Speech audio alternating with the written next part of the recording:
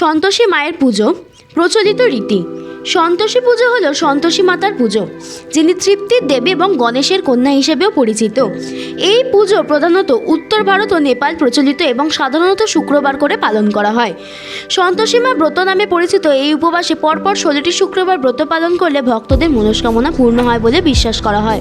পুজোর নিয়মাবলী: দিন শুক্রবার, এই পুজোর শ্রেষ্ঠ দিন।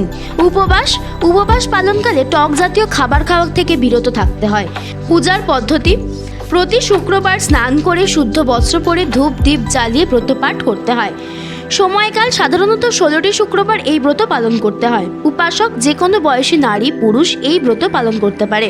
দেবীর রূপ: সন্তোষী মাতা চতুর্ভুজা এবং হাতে ত্রিশূল ও তলোয়ার ধারণ করেন বলে বিশ্বাস করা হয়। সন্তোষী মাতার পরিচিত নামের অর্থ: সন্তোষী নামটি সন্তোষ থেকে এসেছে, যার অর্থ তৃপ্তি বা সন্তুষ্টি। পরিচয়: তিনি গণেশের কন্যা এবং শুভ ও লাভের বোন হিসেবে পরিচিত। জনপ্রিয়তা: 1975 সালে মুক্তিপ্রাপ্ত চলচ্চিত্র জয় সন্তোষী মায়ের পর থেকে এই দেবীর পূজা আরও জনপ্রিয় হয়ে ওঠে। Target news, Kolkata.